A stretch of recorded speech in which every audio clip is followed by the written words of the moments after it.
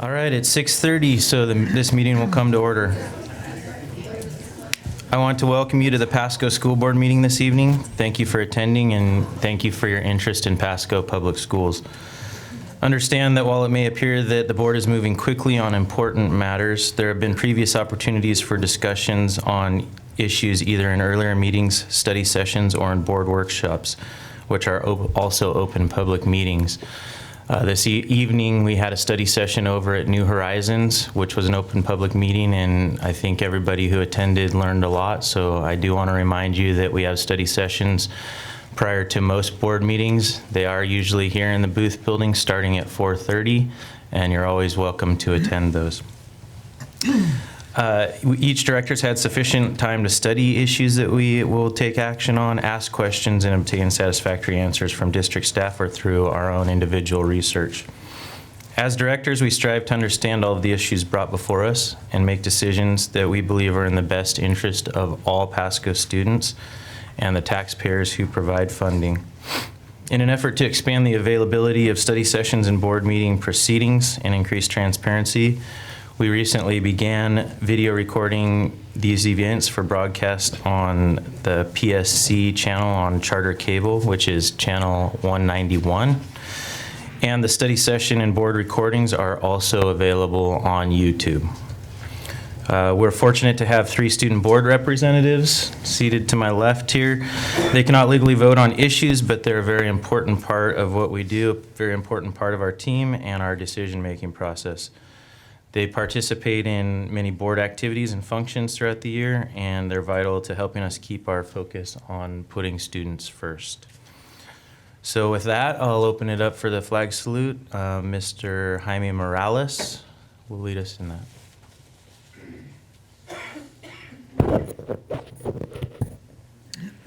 Good evening, Board President Lerman, Deputy Superintendent Successor Whitney, and board members.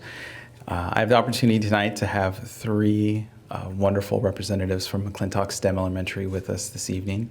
So gentlemen, if you want to join me up here, please. Although we're a STEM site, we have a variety of other activities going on in our school, and the music, art, technology, every field possible. And these are 3 of our student leaders who will participate in a variety of activities, from our marimba band to our choir to our chess club to any other activities that we've got going on, and are just our student leaders. And they were fortunate to join us this night, even though it is our McTeacher night. They were able to come over and be part of our team that's going to lead us. So I'm going to allow them to introduce themselves. Hi, my name is Cooper Rodriguez. My name is Donnie Ridout. My name is Garrett Hughes.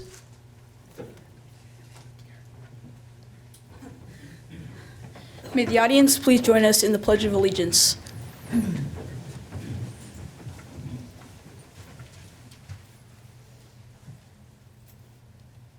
Ready?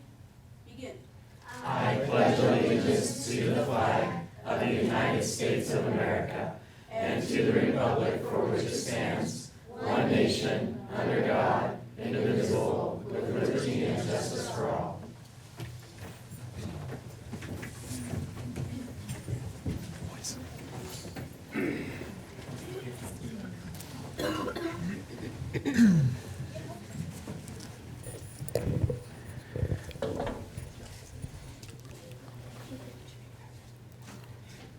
I'd like also to take a moment to recognize their parents and grandparents, in Donnie's case, who are able to be here and support them tonight. So if I could have, I'll let them take pictures. Hold on. So if I could have Donnie, Garrett, and Cooper's family stand up real quickly to be recognized.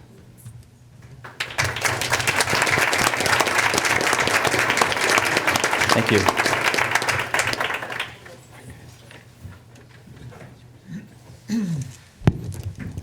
Thank you, Mr. Morales, and thank you to the students there. As we always mention when we have student visitors come, hopefully they, in 10 years or so, when they're of age to be student board reps, they think about that and they have the experience of knowing what the school board does, and they apply for the open positions that we have as student board representatives on our board.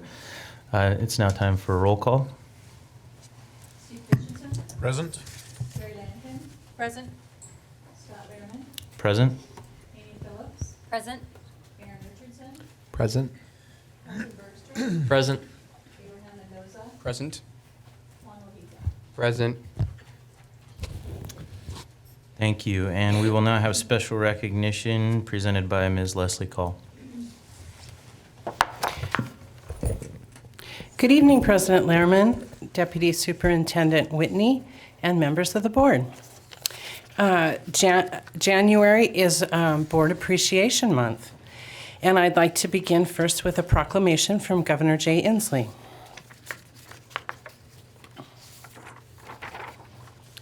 Whereas the mission of Washington's public school system is to assure that all students achieve at high levels and possess the knowledge and skills to be responsible citizens and enjoy productive and satisfying lives, and whereas Washington's 295 locally elected school boards and 9 elected educational service district boards are the core of the public education governance system in our state, and whereas the districts and regions they lead serve more than 1 million students and have a combined annual budget of nearly $11 billion and employ 160,000 people, and whereas school directors play a crucial role in promoting student learning and achievement by creating a vision, establishing policies and budgets, and setting clear standards of accountability for all involved, and whereas school directors are directly accountable to the citizens in their districts and regions, serving as a vital link between members of the community and their schools, and whereas school directors and educational service districts provide a passionate voice of advocacy for public schools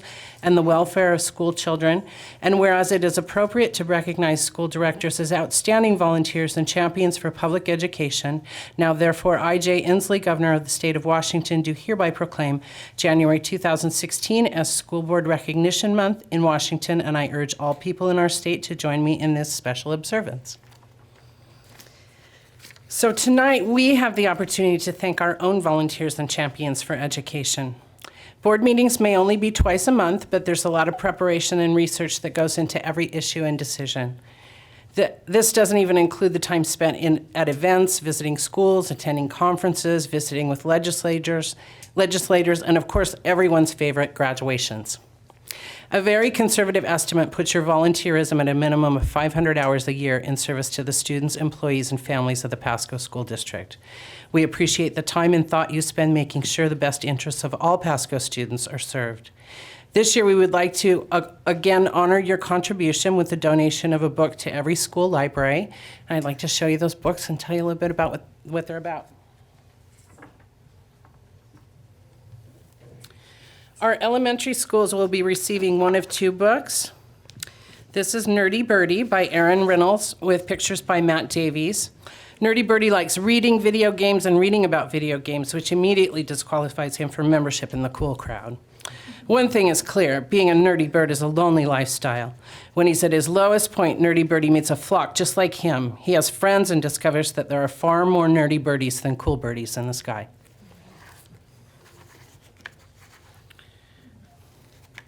The other elementary book is Fish in a Tree by Linda Mullally Hunt.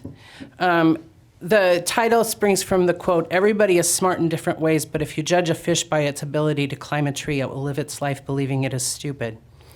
It's about Allie, who's great at math, and her ability to visualize moving pictures make her an amazing artist, but she has a terrible secret. Reading is almost impossible for her. By using her wits and adopting a troublemaking persona, she's been able to avoid anyone finding out the truth as she moves from school to school. However, her newest teacher, Mr. Daniels, sees the bright, creative kid underneath the troublemaker. With his help, Allie learns not to be so hard on herself and that dyslexia is nothing to be ashamed of. Our middle schools will receive A Long Walk to Water by Linda Sue Park. Salva and Naya have difficult paths to walk in life. Salva's journey, based on a true story, begins in 1985 with an explosion. The boys' small village in Sudan erupts into chaos while the 11-year-old is in school, and the teacher tells the children to run away. Salva leaves his family and all that is familiar and begins to walk. Sometimes he walks alone, and sometimes there are others. They are walking toward a refugee camp in Ethiopia towards perceived safety. Naya's life in 2008 revolves around water. She spends 8 hours a day walking to and from a pond. In the dry season, her family must uproot themselves and relocate to the dry lake bed where they dig into the mud until water eventually trickles out. The two narratives intersect in a quiet conclusion that is filled with hope. Now, our high schools will be receiving 2 books this year, and here's why. Some of you may remember while we were waiting for publication of Josie Jameson and the Stone Witch by Jennifer L. Holtz to be published. Jennifer is a 1988 Pasco High School graduate and the daughter of former district administrator Suzanne Feeney. And in 2014, our high schools received 4 rubbings, the Stone Witch series, Volume 1. And this is the second book in that trilogy, and this is the book for last year because it's been published now. And this year's book for the high schools is The Book Thief by Markus Zussek. It's 1939 Nazi Germany. The country is holding its breath. Liesel Meminger is a foster girl living outside of Munich who scratches out a meager existence for herself by stealing when she encounters something she can't resist, books. With the help of her accordion-playing foster father, she learns to read and shares her stolen books with her neighbors during bomb raidings, as well as with the Jewish man hidden in her basement. And each of these books has a sticker in the front that says, January 2016, this book was donated to your school library to honor the Pasco School District Board of Directors during School Board Appreciation Month, and it has all of your names in it. And I'd also, the Washington STEM Education Foundation stopped by earlier this week and asked that we present this to you. And so I'll leave it up here on the table so you can see it, and we'll find a suitable place to put it, and it's thanking you for your service. We also have some certificates for you that you probably found on your chair from WASDA, and a copy of the proclamation from the governor if you want one for your scrapbook. And now it's my pleasure to introduce Principals Diana Sisney and Wendy Manthai and their principal friends who have something else to present.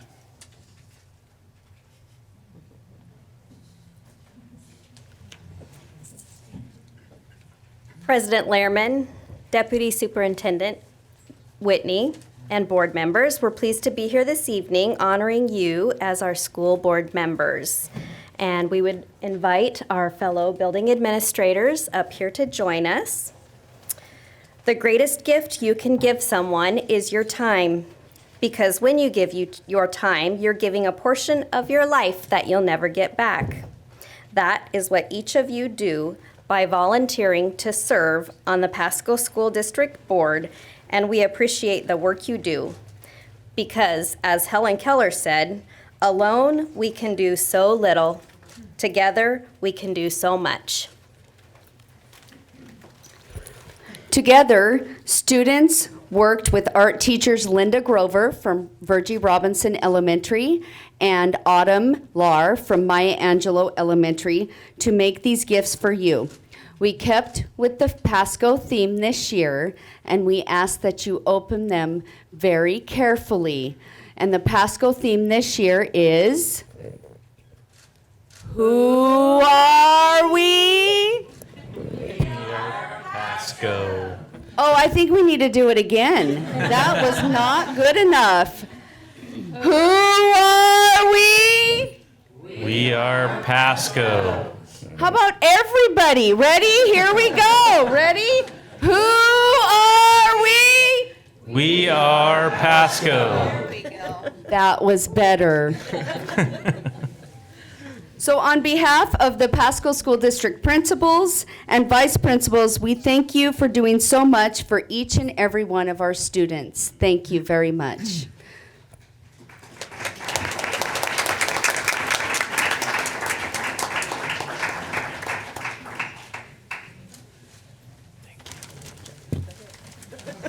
How far do I Thank you. Appreciate it. Thank you. Miss Aragon, nice to see you. These are beautiful. Yeah, let's open them. Thank you. Thank you. Yes, please open them now. The kids will love to, they asked us to report your expressions when you open them. What's a glitter?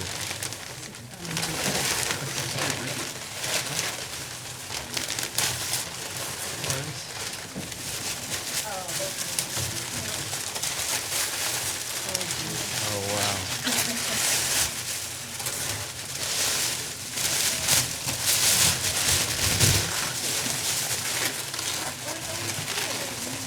Always flipped open it. So they're little bulletin boards, and they have each of the mascots on all of the little pins from each school. Very, very cute. Oh, that is so cool. Wow. This is great, and thank you to the teachers and especially to the kids that spent time putting these together. As we say, thank you that your time is one of the most important things, and I think everyone on the board would agree that the sacrifices that are made in order to serve on this are well worth it, and I think we would all also thank the community for giving us the opportunity to serve in this capacity. And I know we've had a difficult year in some regards, but we as a board are dedicated to improving things and moving forward and doing what's best for all students, and continuing to work with the community and be transparent with our communications. So thank you again for giving all of us the opportunity to serve you and our students. And anybody else want to say anything on the board?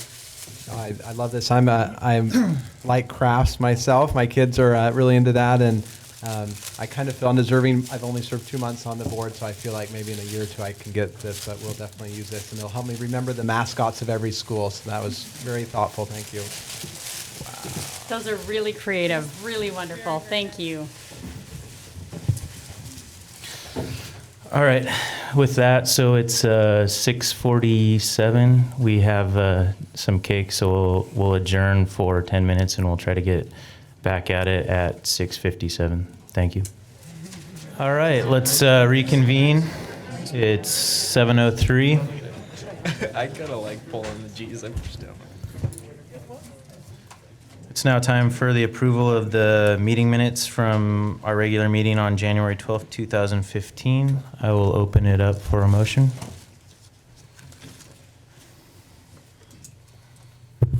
I'll move to approve the minutes of January the 12th, 2015. I'll second it. 2016, I should correct. That's right, 16.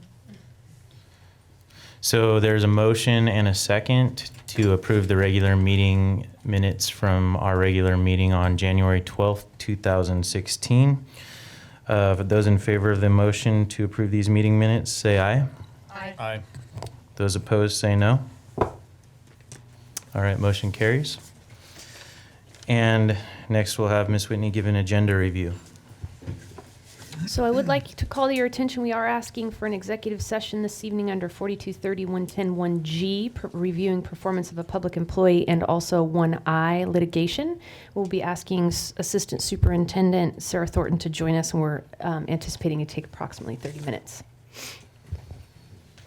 All right, thank you. Next is the time for audience comments. In just a moment, I'll invite up audience members to provide those comments to the board.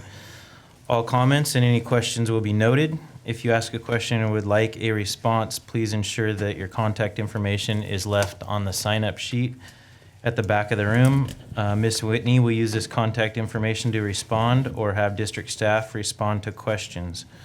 If you do not feel that the district staff has adequately addressed your comments or concerns, please feel free at that time to contact the board.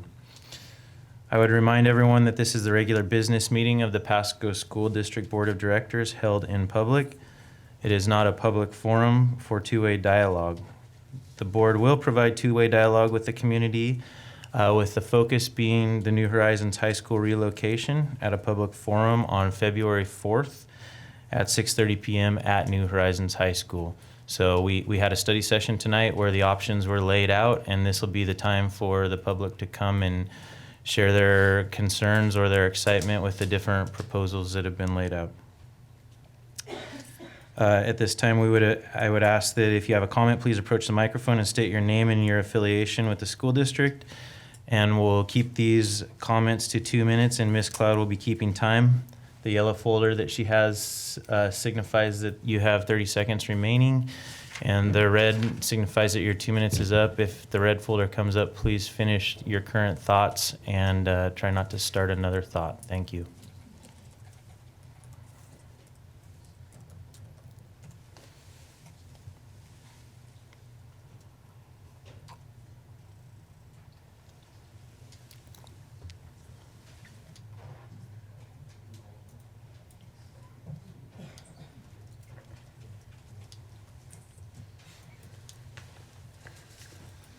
Hi, my name is Amanda Ramirez. I'm a teacher at Chiawana High School and a Pasco resident.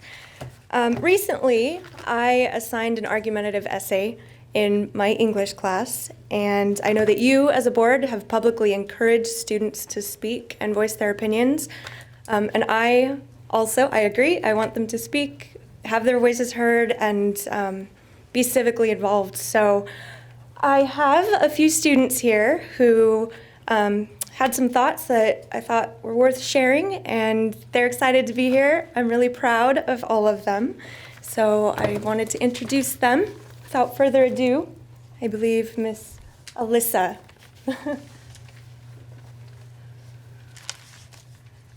Hello, my name is Alyssa Schwindeman, and although this was written by one of my classmates, McKaylee Beck, I share her thoughts. Because she couldn't make it tonight, I shall read it for her. Some issues that the Pasco School District should look at and address are the amount of tests students take and the lack of supplies. The students these days are forced to take many tests, standardized tests, map tests, finals, and tests their teachers give them in class.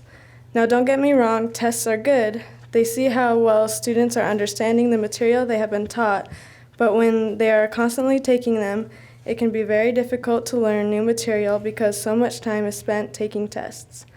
Although also more money should be invested in classroom supplies and textbooks. Students are oftentimes forced to share books and supplies, slowing down the entire class. Thank you for your time, and please take these issues into consideration. Thank you for your comments, Alyssa.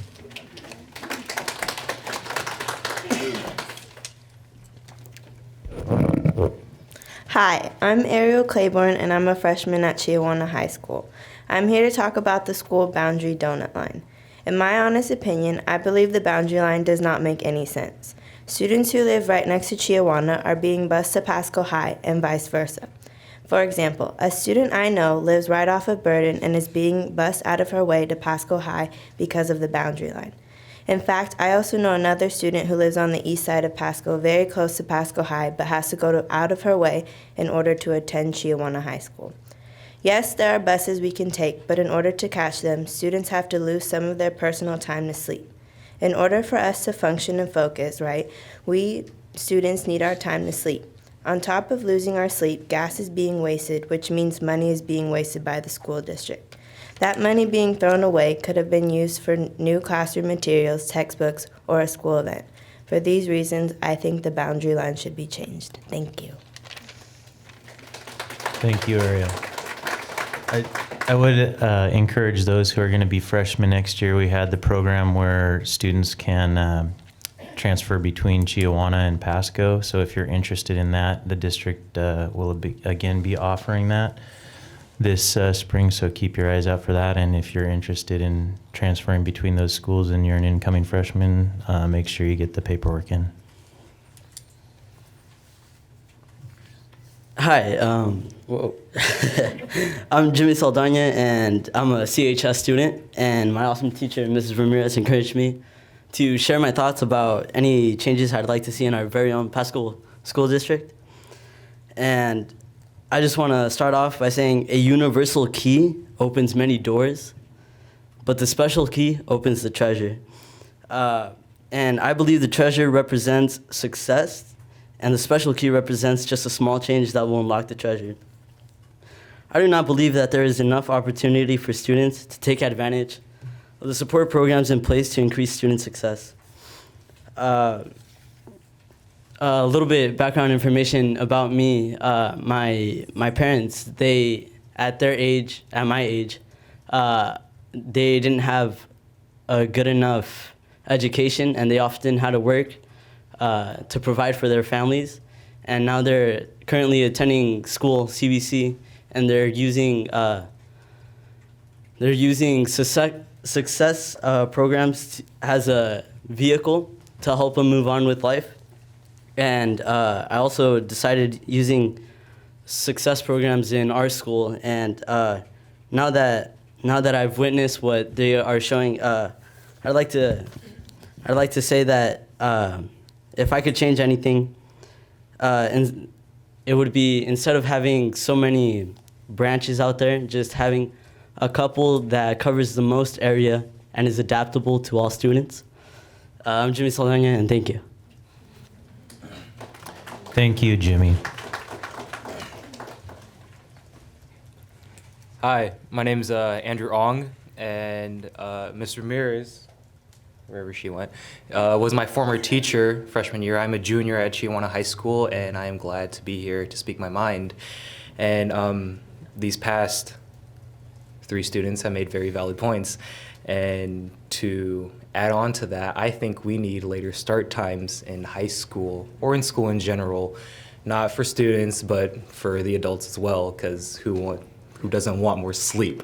I mean, like, come on. Like, I would like to sleep in for a little bit so I don't have to worry about, catching the bus or worrying that I need to get to school on time because I slept in a little bit because I couldn't help myself to sleep.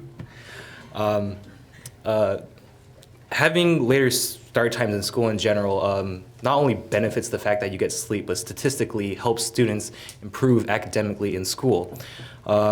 Whether it comes from cognitive processing skills to more advanced knowledge-based levels beyond students who could stay awake long enough in class, because I know for a fact that I have some trouble staying awake in class.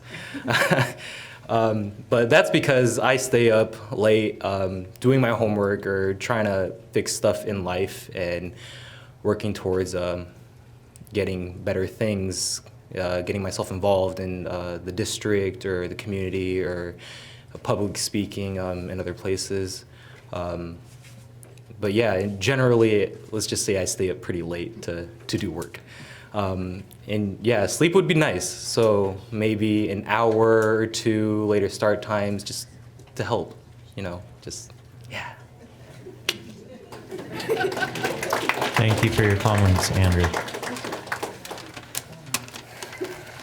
Hi, I'm Zane Mon, and I'm a freshman at Chiawana High School. The boundaries in Pasco School District need to change because people who live 5 minutes from Chiawana have to drive 15 minutes to Pasco and vice versa. Building another middle school or changing the boundaries would fix this problem. Instead of having Ochoa come all the way over to Chiawana, the Stevens kids, or all the McLaughlin's kids could come over to Chiawana. The benefits that would come from this was that the Ochoa kids would not have to spend a lot of money on gas, and they would have time to stay after school and get help for schoolwork and after school activities. Thank you for your comments, Zane. All right. I hope everyone knows how to drop and roll in here because I'm about to spit some fire. My name is Nick Morrell. I'm a freshman at Chiawana High School. I'm doing the same thing. This is a project given to me by Ms. Ramirez, who is awesome. So, towards the end of August, I happened to be out with my mom. For some reason, I was awake, who felt the need to attend a Pasco school board meeting, to which I was dragged. When we got into the building, there was a gigantic crowd of teachers stretching out towards the door. I was bored and started to sweat while my mom was talking to other middle-aged women I didn't know. That happens too often. I watched all the teachers standing and yelling and preaching to the choir, I thought. like wannabe revolutionaries, which I thought was pretty stupid. However, after listening around to the ridiculous picket liners, I gathered that the school board meeting was being held inside a little locked room. I also gathered that the meeting was originally supposed to be held the day after, but was purposely changed to the morning of the day before to keep protesters away. The reason teachers were yelling at the ceiling was because the school administrators had been using several $1,000,000 for their massive paychecks rather than buy school supplies and other such things. Later on, the school administrators walked out of the room, announced that their meeting was adjourned, and left. A lovely improvement to the Pasco School District would be to can the slimy politicians and replace them with people who actually care about what happens with the education itself, rather than their personal funds to support their mansion houses. Saunderhill. Don't think that anyone who is aware of what happened before has been forgotten. That's all. Thank you for your comments, Nick.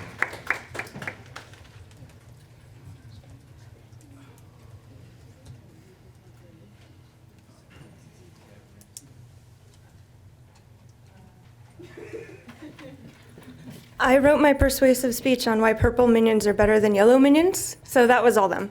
Okay? All right. I think that's everyone. Yeah. So thank you for your time. All right, thank you for the students that took the time to put a speech together and share it with us. I just make a quick comment on the sleep. That's a great idea. I know the study, and it's came out from pediatricians. And if we can just assure that kids won't stay up later, with the start of school being later, I'd be a big fan and supporter of that. So we'll see. Oh, ask your friends. He's falling asleep. All right, is there anybody else from the audience who would like to comment? Okay, next we'll move on to board communications, and we'll start with Dr. Richardson. So I appreciate the opportunity to participate with the public in some community conversations about the preschool. They were well attended, and I think we had some great conversations, and appreciated the feedback that was given. I think that's how we're really going to come to the best solutions on any issue, is getting anyone that would like to comment or make a statement or share their ideas. I think that's how we make the best decisions. I attended the Pasco and Richland basketball, some of their basketball games, the freshmen and the C team, and I'm looking forward to having I've talked to some of our administrators working on our feeder programs for our high schools, and working on becoming a little more competitive in basketball, but I think that's it. Thanks. I too went to some of these community conversations, and they were very helpful in addressing the problem that we have, that most of our kids, the vast majority of our kids, are not ready for kindergarten. And talking to to lots of different teachers, especially elementary school teachers, that's probably one of the biggest complaints I hear is that, you know, they can't teach. If they're a fifth grade teacher, they can't teach fifth grade because the kids are coming in so far behind. So the community conversations were wonderful. There was lots of different ideas on how to address this problem, getting our kids more prepared for kindergarten, and the different community resources we have. We always learn when we have these community conversations on how different ways that we can accomplish a goal that seems to be a shared goal. So on the New Horizons was wonderful that we just had. Once again, learned a lot about the partnership that CVC, who's always been a great supporter of us, of Delta, and have been very willing to work with us, and the great ideas they have in a partnership with them. So that was really exciting to learn about, as well as the other two possibilities for New Horizons. So great. That was a great thing. So I just enjoyed those events, and we hope to see you. I'm not going to be at the New Horizons ones. I'm actually going to be off with my husband, and I'm leaving all the kids behind, so I'm not canceling for that. But it's in good hands, and so I'm excited to hear how that turns out. I appreciated the participation in the community sessions. And also the participation tonight at our board session at New Horizons. There was several people there tonight, and I appreciate the information that we received tonight. Thank you. I was able to attend the winter I'm kind of sick, sorry. Carnival at Chihuahua, where I walked in circles to try to win a cupcake for several minutes. I also attended yesterday the Enterprise debrief, where we had a conversation in ways we could get students more involved within the groups. And yeah, thank you. Good evening, everybody. Nice to see you all here. The only thing I have to report, I guess, would be the fact that I was accepted to Washington State University, which is pretty nice to hear. And that's about it. Have a nice one. Go Cougs.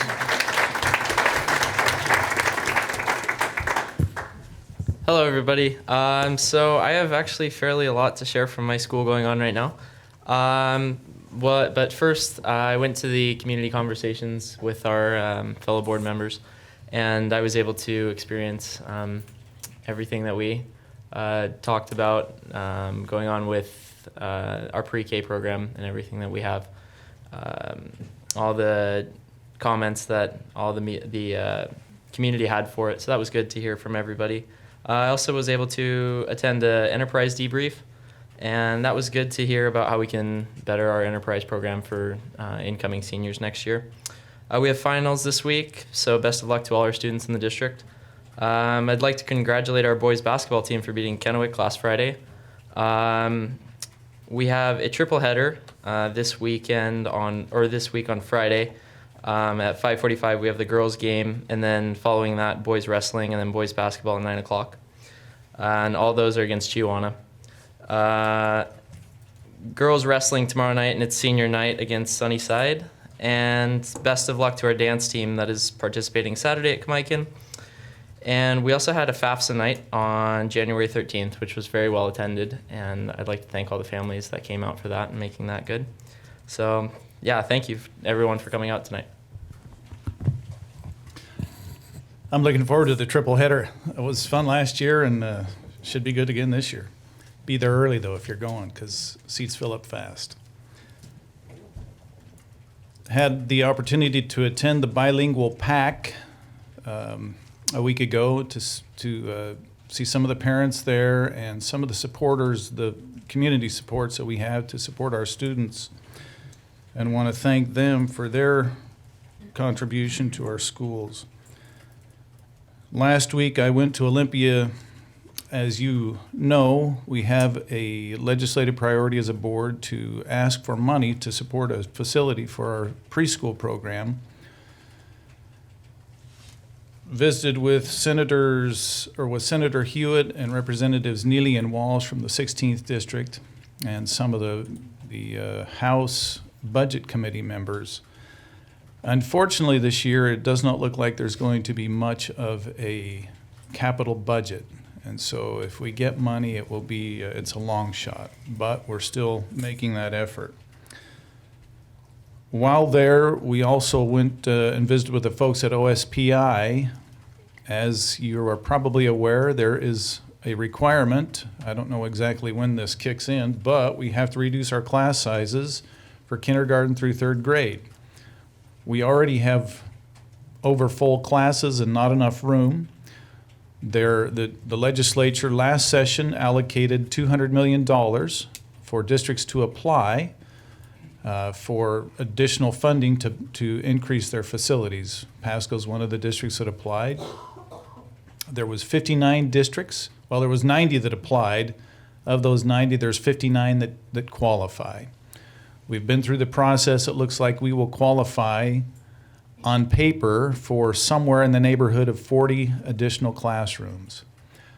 Now, unfortunately, there's a request for nearly $400 million and $200 million allocated. So how that's going to get divided up, we don't know yet. That's going to be up to Superintendent Dorn to figure out how that gets allocated. We should get something. At this point, we don't know how much. So, as you're aware, space is a premium in our district. This is one of the things that can help us. And that's one of the reasons we've been asking for money for a pre-K center as well, or an early learning center. And finally, I just want to say something about the levy. I was at a church this weekend, and one of my friends there, older gentleman, I would expect this guy would know everything about the levy and about school districts, but he asked, what is this additional tax that we're going to get? And I think it's incumbent upon us, as hopefully we all in this room understand, that this is a replacement levy, that it is not an additional tax, but the one that is currently in place will expire, and this one replaces it for the same amount of money. And we need to get that message out. That was one of the things he emphasized. Gosh, you need to let people know. So we all know, and we need to let others know as well, that this is not an additional tax. In fact, it stays at the same rate that it has been for at least the past 2 years, and maybe longer than that. But so I would ask, when you get the chance, your neighbors, your friends, add that clarification in there if you would, please. And then finally, this weekend, we're going over to Olympia again for the WASDA Legislative Conference to get an update on what's happening in our legislature this session related to school districts, and then be visiting with the legislators from our district. So thank you. And thank you to everyone who attended the community forums that we did hold on pre-K, and then also today on New Horizons. The study session we held today on New Horizons. If you plan on attending the New Horizons community forum on January 4th at 6:30 at New Horizons, the study session, the slideshow that we studied today, is available online under school board and then under board packets. And if you want to see the conversation that happened afterwards with the stakeholders and teachers that spoke to the different options, that'll be available on channel 191 on Charter or on YouTube. So if you want to brush up on what was already said before you bring your comments to the community forum, that'd be great. If not, we'd love to hear from everybody. Thank you. So I wanted to thank the board for the dialogue we had at our last board meeting around my evaluation and completing that, and I'm looking forward to doing my second evaluation in February. I also wanted to acknowledge that the transition plan was approved at the last board meeting, and ask the board to be looking for a visual representation of that online, where I'll track progress on that so that's transparent for the board and for the community, the progress toward the transition plan. I also wanted to acknowledge in the transition plan, one of the goals is around forging new communication opportunities, and President Lehrman has talked about a number of those that we've instituted already. So another layer to that will be community conversations with the Deputy Superintendent, which is me. And they start this week, Wednesday and Friday of this week, from 7 a.m. to 10 a.m. And both of those are in partnership with Mid-Columbia Libraries. The one on Wednesday will be at the West Side Library branch on Wrigley Drive, and the one on Friday will be at our Central Library branch on Hopkins. And I want to acknowledge Mid-Columbia Libraries for being a phenomenal partner. They are not typically open at 7 a.m., but they're willing to open their doors for an early morning event. The other community conversations scheduled in the months to come will be at a variety of different times. For example, some are during the lunch hour, some are in the evenings, to try to meet the needs of stakeholders in terms of access. So an informal opportunity to have a conversation with me and help inform the direction that we'll be going over the next conclusion of this year and into next year. I'd also like to invite the community to two levy presentations, one on January 28th here at the Booth Building and one at Robinson Elementary on February 2nd. Both of those events are scheduled for 6 o'clock. And finally, there is a VIP Day event scheduled for our Marie Curie STEM Elementary on February 4th. So if you're interested in attending that event, you can RSVP to myself or Leslie Call. Thank you. Now we'll move into reports and discussion. Our first report is on a special education. It's a special education update. So I'd like to invite up Ms. Tracy Wilson. Board President Lehrman, I'd like to introduce Tracy Wilson, who will give us an update on special services. Good evening, President Lehrman, Deputy Superintendent Whitney, and members of the board. A few weeks ago, I had the opportunity to share with you information around the preschool population, including those with disabilities. Tonight, I will provide you with a brief overview of the Special Services Department with a highlight on some of the social and behavior support systems we have here in the Pasco School District. First, I will address the work happening across the district for all students, and then a description of the special education behavior programs for those with the most severe behavioral and emotional disabilities.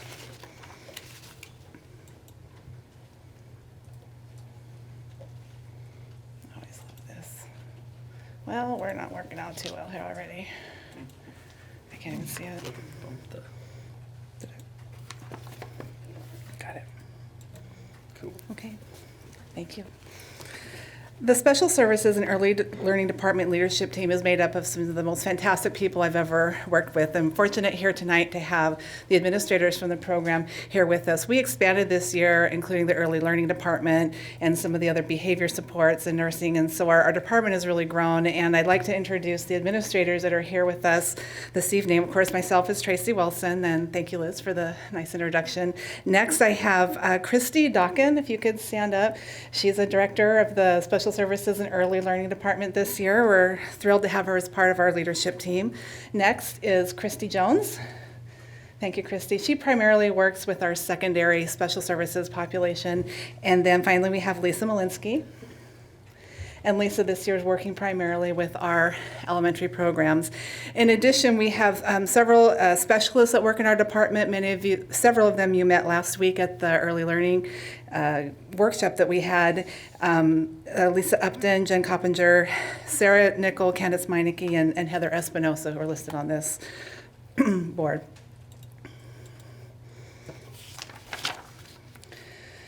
For students to be eligible for special education services, the Washington Administrative Code, or the WAC, defines 14 different categories. Students must meet the eligibility requirements as defined through our WACs. The referrals, evaluations, and eligibility determinations are made with school teams, including parents, and led in most cases by one of the 17 school psychologists that we have on staff.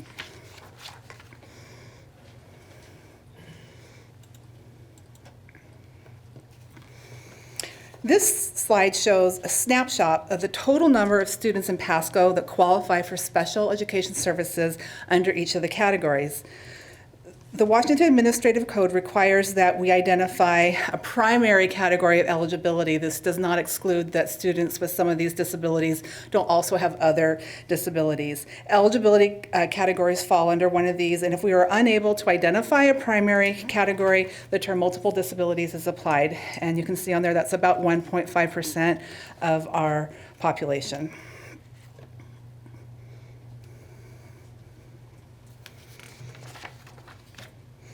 On this next slide, you can see the number, I say on any given day because we have kids moving in and out on a daily basis. This is a snapshot of about last week of students with identified disabilities and the total enrollment at each school.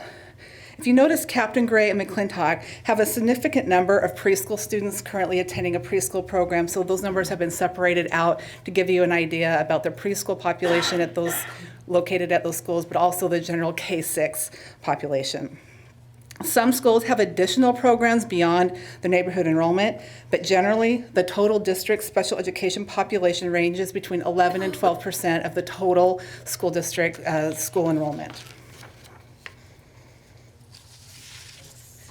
On this slide, it shows how we report our special education count. The state requires that we report the number of students that are ages 0 through 2, 3 through 5, and ages 6 through 21.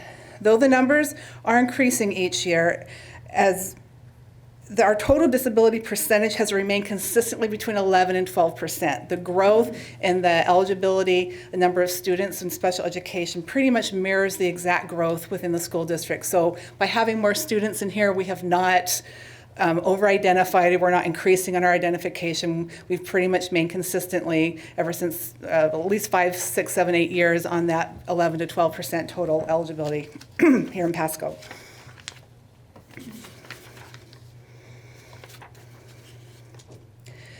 Behavior interventions and programs are part of these special services and the early learning department. Goal 3 of the Pasco School District Strategic Plan is to define and expand academic and behavior intervention programs for students. The positive behavior intervention and support model is a research-based strategy for creating school environments that are more predictable and effective for student achieving academic and social goals. In June 28, 2013, Senate Bill 5946 requires that all districts adopt a practice from the Reducing Disruptive Behaviors menu by the 2016-17 school year. The PBIS model is one of the models in the menu and supported by OSPI. To help provide support and guidance for our schools, this year the district hired a PBIS coordinator, and that is Heidi Thompson, who's here today. Thank you, Heidi, for being here. Heidi's role, again, is to help coordinate the PBIS efforts across the district. On the following 2 slides, you will see an overview of what the PBIS framework is. The positive behavior interventions and supports, as mentioned before, is a key strategy for process and how to prevent behaviors from happening. Through instruction, comprehension, and regular practice, all stakeholders use a consistent set of behavior expectations and rules. When some students do not respond to the teaching of the behavioral rules, PBIS schools view it as an opportunity for reteaching and not punishment. Here's a fairly common example of what a tiered intervention system looks like, and this is also for the PBIS model. The 3-tiered approach reduces problem behaviors as a barrier to student achievement and maximizes efficiency. PBIS is not a program, but a framework for developing a coordinated system that provides support and responsive techniques for all students. A team of professionals at that school reviews the data on all students and is generated to help deploy the building resources to address behavioral instructional needs as quickly as possible. In this diagram, you see Tier 1 is the type of teaching that is widespread, building-wide. All students receive that explicit teaching. Screeners or data review identify those who may need more explicit and direct instruction on school-related behaviors.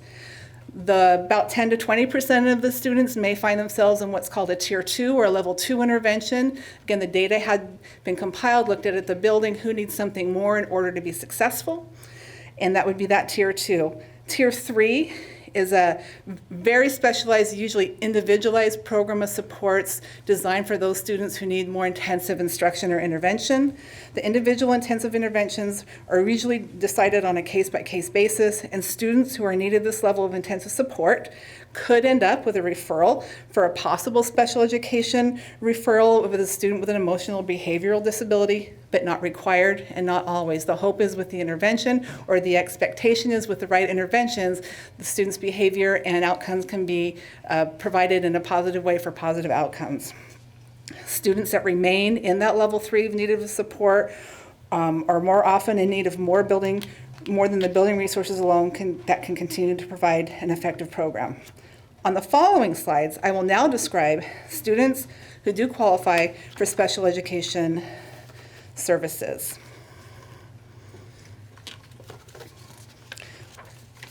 While a PBIS system of supports is for all students, some students will be referred and qualified for special education for emotional and behavioral disabilities.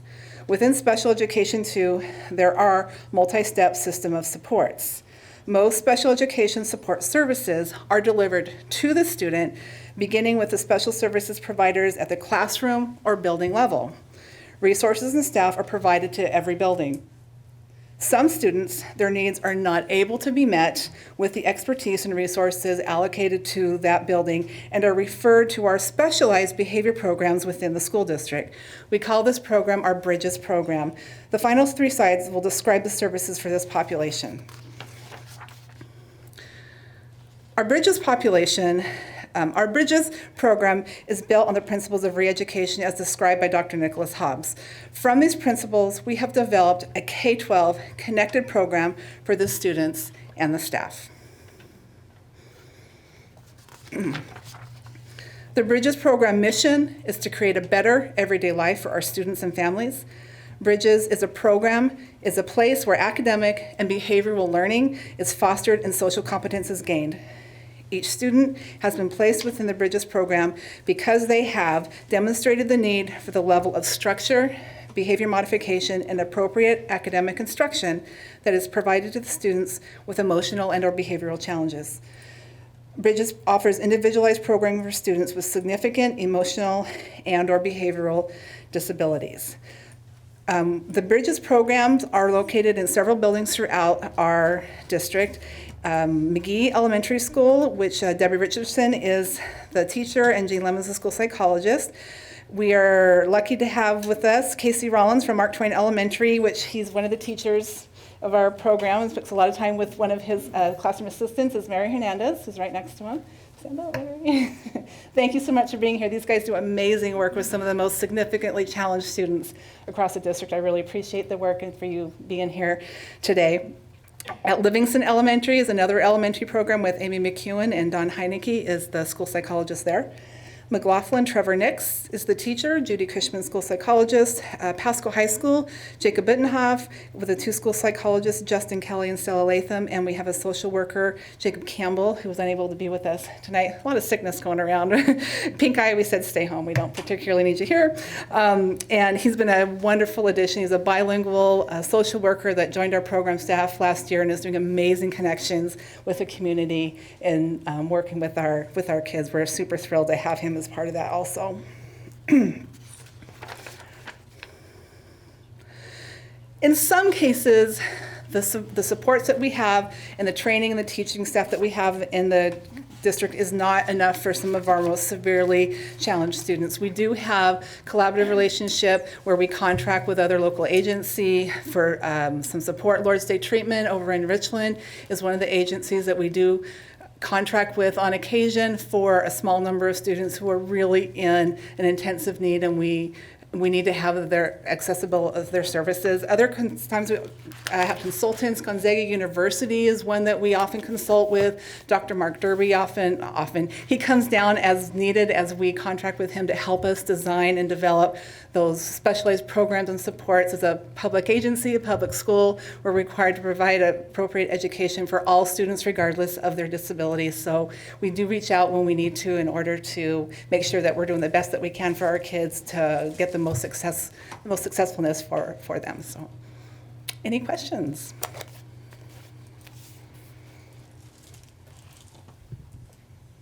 Thank you for the presentation. My question is, what is the feedback you've received from teachers and administrators at the schools about the implementation of this program? The special services or the PBIS structure or? PBIS and the Bridges. Sure. Well, I may defer over here to Christy or Heidi on the PBIS. The Bridges program, in some schools it's only been there 1 or 2 years.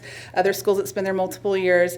And we work to make that collaborative relationship so they're part of the school. They're not that special ed classroom down the hallway. They're part of the culture. They're part of the training, the accessibility. And we've also contracted with Dr. Lisa Hoyt out of the Renton Academy to help come down and do combined training with the general ed and the administrators in order to help bridge those capacity within the buildings to work with the students so it's successful for the students and for the staff.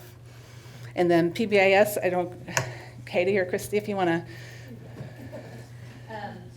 Heidi works a lot with each of the buildings, and she's been really in connection with each building where they are and helping to do professional development, meeting with teams, kind of planning with them, putting supports in place for that. So each building is really at a different point in their journey as far as creating a plan and implementation of the different parts of the PBIS. So what would you? She works with them more closely than I. There were about 5 schools that were already ready to start the year off with PBIS, at least the Tier 1, where they're starting to teach the expected behaviors across their campuses from the beginning. At this point, we've added about 10 more that are at some point in that process, so that's kind of exciting.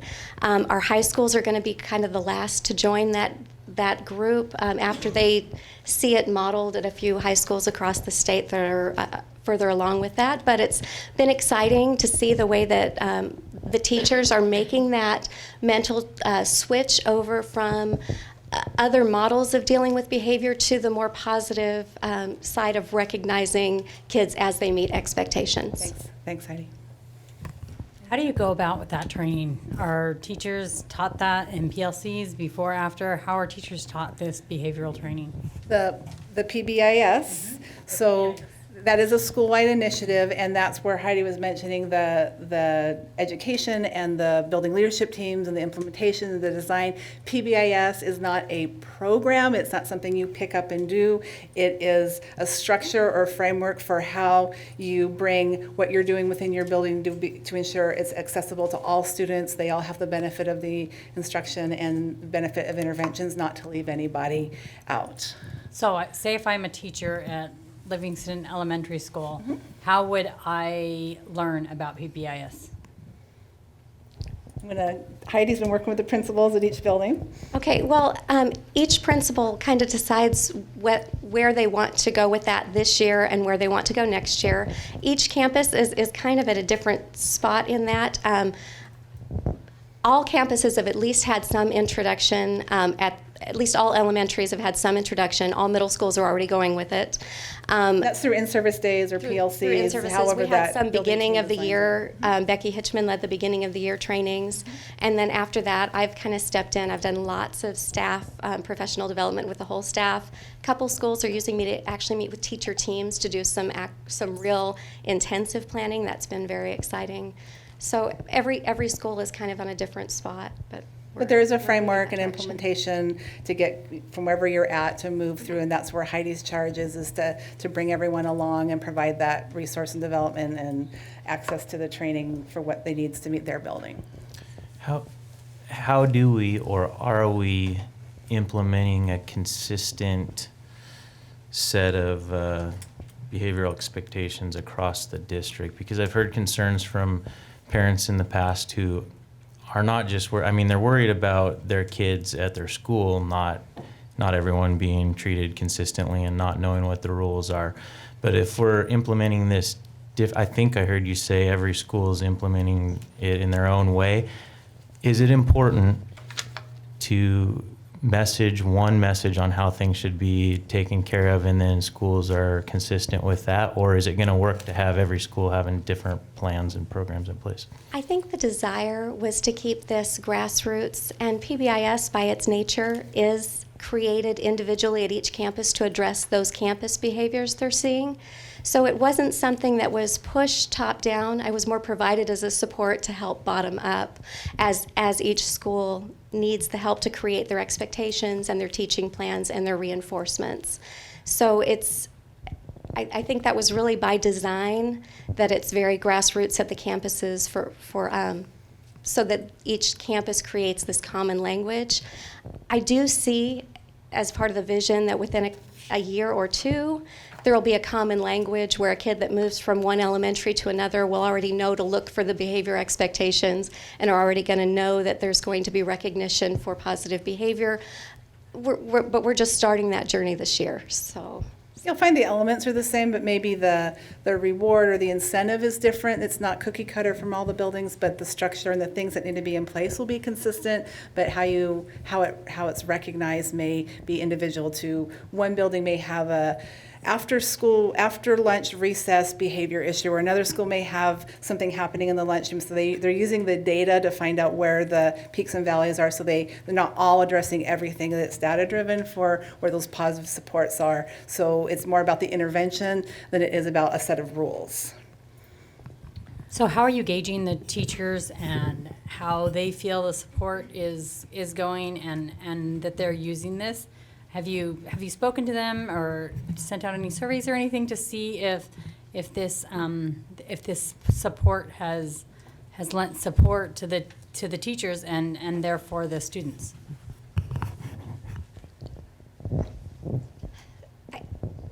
I'm not sure that we're quite there yet.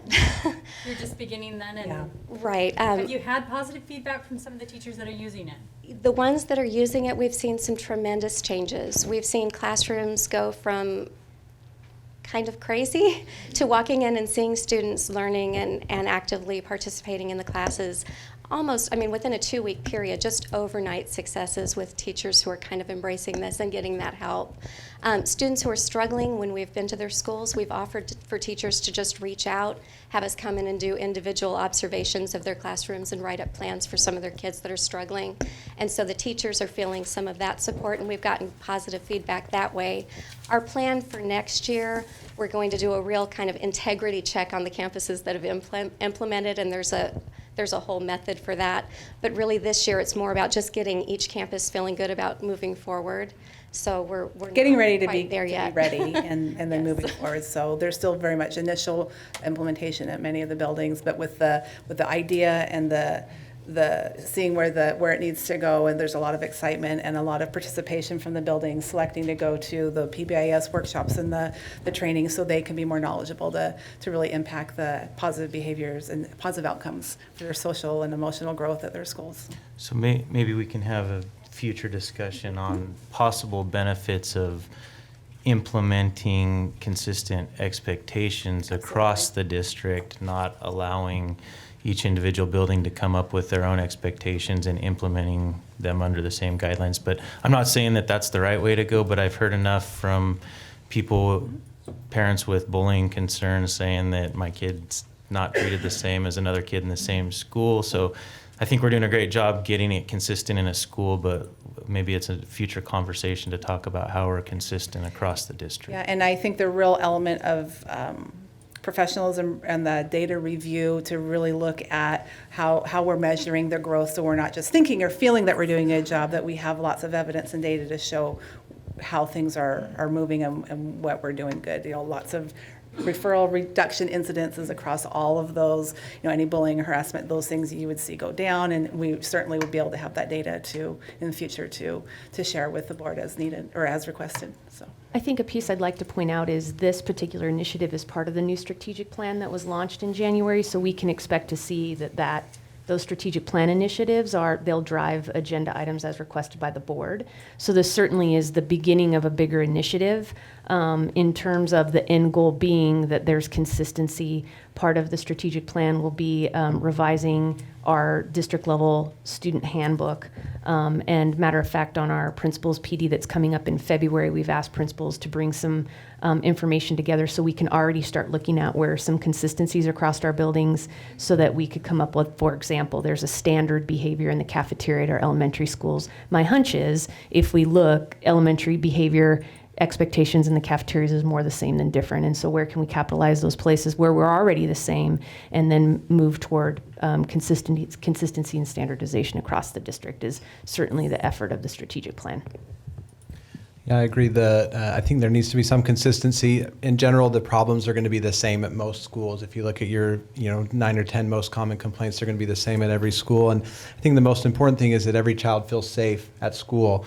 And I think that's what we're talking about with behaviors. We want to give each child the opportunity to progress and like you mentioned, appropriate education, while at the same time not being disruptive or threatening to other children. So it's always a fine balance between allowing each child to maximize their potential and be given the best opportunity to succeed, while also making sure everyone's safe and protected. And but I agree there needs to be some consistency between the schools. So with the most important consistency being that every parent and student feels safe and feels that if they express a concern that it's addressed.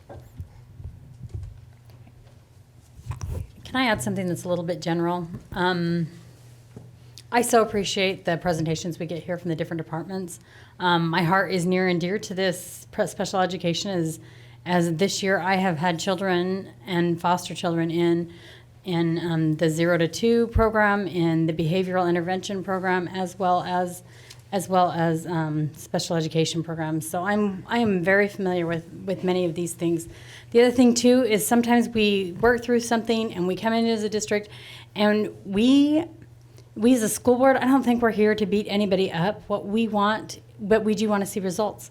And if we come through with a program and we're like, oh, this is going to be fantastic, we implement it, a couple years down the road we realize it's not effective, I hope you're never afraid. Not that I'm saying this is going to be ineffective, but I have a big group of principals out there. I just feel like it's important that we want to hear how it is. We want to hear exactly what's going well, what's not going well, and the interventions we are going in to change them so that instead of trying to make something look good that's not working, we figure out a way to implement something that works. So that's a message to everyone. And it sounds like this is in the baby stages, and so we have a lot to learn and see if it works. And I'm sure it's research based and everything else. And I'm looking forward to the results. And whatever we do, let's make sure we get results. And if we don't, let's find something else. So.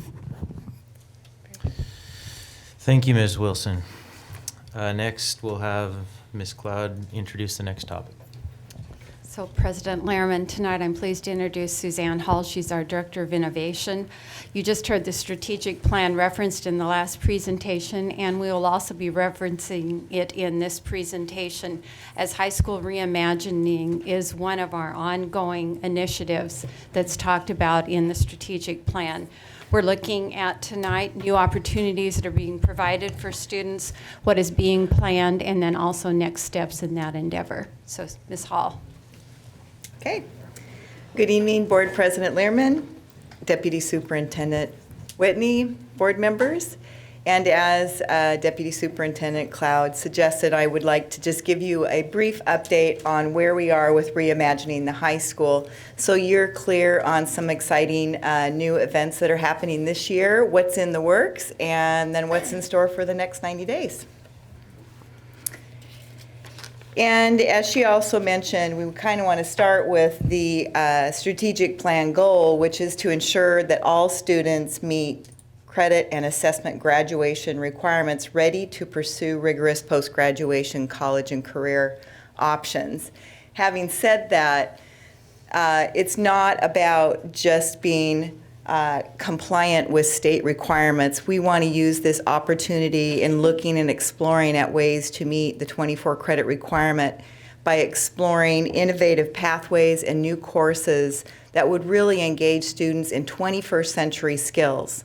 And that's our hope, that it's not a compliance issue, but this is really a commitment by our secondary staff and leadership to change how we do business in the classroom. And our goal, too, is to be really thoughtful and careful about engaging all our staff in this process, as well as our students that have a very strong voice in what they would like to see reimagining involving, and as well as bringing in our business and community partners into this conversation. And as you know, Pasco School District has been a leader in reimagining and rethinking high schools. And we have our STEM programs, and we have Delta High School as just a perfect example of how committed Pasco is to being a leader in the state. And for the last several years, what's been going on is a constant review of programs and coursework that's being offered, and students, teachers adjusting and working together to make new courses available to students, as well as pinpointing our priorities by looking at data in terms of the numbers of students enrolled in certain classes and using student feedback to adjust those goals in the classroom. Our leaders, as well as our teachers, for many years have been participating in workshops to learn more about what does 21st century skills mean? What does that look like? And then also exploring really innovative ways to work with our college and university partners to increase the number of dual credit opportunities. And over the last few years, we can steadily show that we are offering more and more dual credit opportunities for our high school students. And some of the bright spots and things that they're really proud about for this year in particular is the increased STEM courses, K-12, but in particular, we've been able to add an additional cohort at Chiawana High School. So the total numbers of students involved in the STEM coursework for 9th, 10th, and 11th grade is about 235 students. And the other thing we're really proud is that Dr. Jenny Rodriguez and her staff have been working closely with the Chiawana teachers to develop coursework together. So they're learning together. It's a grassroots effort. There's a lot of energy and just the excitement of seeing that cross-school collaboration among staff. The other thing we just wanted to highlight specifically at Pasco High is we have a full 4-year Spanish course outlined that are advanced degrees and that actually will lead to a test and a seal from the state on biliteracy, and that will be noted on their transcript. So we're really happy to see that those courses will provide the seal. The other opportunity for our students is in medical and court translation certification with our partners at CBC, as well as Microsoft certification. We've expanded our iPal to all students, K-12 in this district. And as I mentioned before, we're seeing a steady increase in our dual credit offerings. On that topic, Yes. are there more Spanish classes being offered in the middle school this year than there has been in the past? High school credits. Seeing the nods. Yes, Yes. each school has a 1.0 FTE teacher that's teaching Spanish at the high school level that will be offered for credits if the student passes the course and understands all the standards. New teachers this year? Yes, yes. So how Well, there was a 0.2, 0.4 over at McLaughlin. We were offering that, but now we're offering it at all of our middle schools. So do we have, and if you don't have the number right now, we can get it later, but do we have an estimate on how many students will be obtaining credits in that way this year versus previous years? They're providing that to us in the next couple of weeks at the end of the semester. We thought that would be a better gauge of how many students were on track with that. And did we increase our math high school credits in the middle school this year? Yes, my understanding, especially at one of our middle schools, all of our students in 8th grade are taking algebra and they'll be eligible for credit. You're also seeing an increase in the other courses at the other, including the geometry and the algebra. Thank you. Can I ask something about the Spanish classes? When my children were at McLaughlin, I don't have any junior high students right now, but when they were at McLaughlin, the only people who could take Spanish were the ones in the dual language program. So are we offering Spanish now at the middle school levels that kids that are not in the dual language program can start Spanish there? Is that? Yes, it's offered for both students who are learning the Spanish and then also it's. You told me that there was more, but I wasn't sure that there was enough to accommodate that. That's fantastic. So, and anyway, speaking from what I've seen, my children, I have 2 high school students right now. They are taking a lot more dual credit classes, and even my sophomore is taking one. So I'm excited that this is growing because my kids that have already graduated from high school didn't have some of the opportunities that my kids have now. So Yes. And the research is very clear on students that are able to access and complete college credit in the high school really increase their chances of transitioning to a 2- and 4-year program successfully. So we're going to continue with that. So in the works for this year, what are we talking about and what do we see in the horizon for next fall? And we're really excited that we're having conversations with WSU Tri-Cities to start a very own Grow Our Own Teacher program, which would include a elementary education degree. And that will be offered in a Running Start format as well as in dual credit. We are exploring more and more internships with our business partners such as Battelle and PNNL for all of our seniors next fall. Again, I'm just kind of repeating myself, but again, we're really pushing that dual credit and what it can look like so we can continue to build pathways from the high school to our college.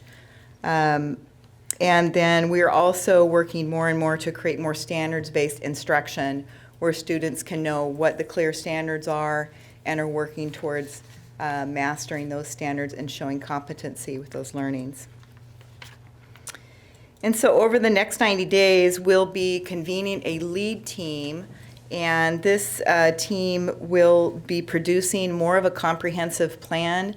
But what we would really like to do is make sure that we're getting out and setting up multiple ways to talk about what does reimagining mean with our staff, our students, as well as our stakeholders and to be able to bring that information back to create an action plan that's feasible. And we are also going to be taking that input to decide what work groups need to be in place to move that work forward. We'll be tackling the master schedule that we're required to implement with the class of 2021, which is this year's 7th graders. And we'll be keeping current on legislation and information regarding a lot of secondary funding that's being discussed, assessment, and graduation requirements. And lastly, I will be providing a progress report to the board. So Ms. Hall, do you want to move to the next slide there, and then they can see what you just referenced?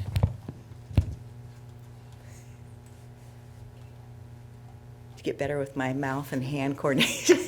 So in other words, I heard you say this year's 7th graders will meet the 24 credit requirements. So we're saying that in fall of 2017. we'll be ready to go. Yes. We'll have our master schedule in place, as well as we hope, again, more and more kind of exciting opportunities for students to engage in 21st century learning. And we'll be working closely with Education Northwest around some technical assistance support in that area. Well, thank you. Like I said before, I can see the differences in my home, and you have a partnership with WSU. I know my children are getting credit courses through Central Washington? Central, Eastern. And you have one through? No, just Central. Anyway, so it's nice seeing it in my own home as well as hearing from it here. But I'm excited about this reimagination and getting more kids college ready, whether they go to college or they go. Kids who are college ready tend to even go into more technical programs and everything else. So I just think this is key because it opens doors and then kids just have more choices. It's great. Thank you. Yeah, this is fantastic. One thing I'd like to see as part of this is kind of some sort of job shadowing requirement. I think that's off and on a part of education. It certainly wasn't when I was in high school, and I was never encouraged or challenged to job shadow. And I just kind of had in my mind what I wanted to do, and I did it. Thank goodness it worked out. But these are kids. I meet so many youth that literally have no idea what they're interested in. And so there needs to be some sort of encouragement, not just going to college or getting credit, but what is your passion?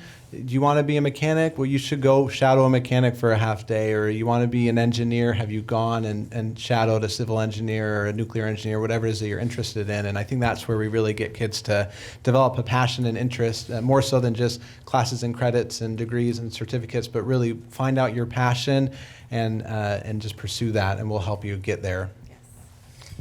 Kind of piggybacking on what Dr. Richardson had said there.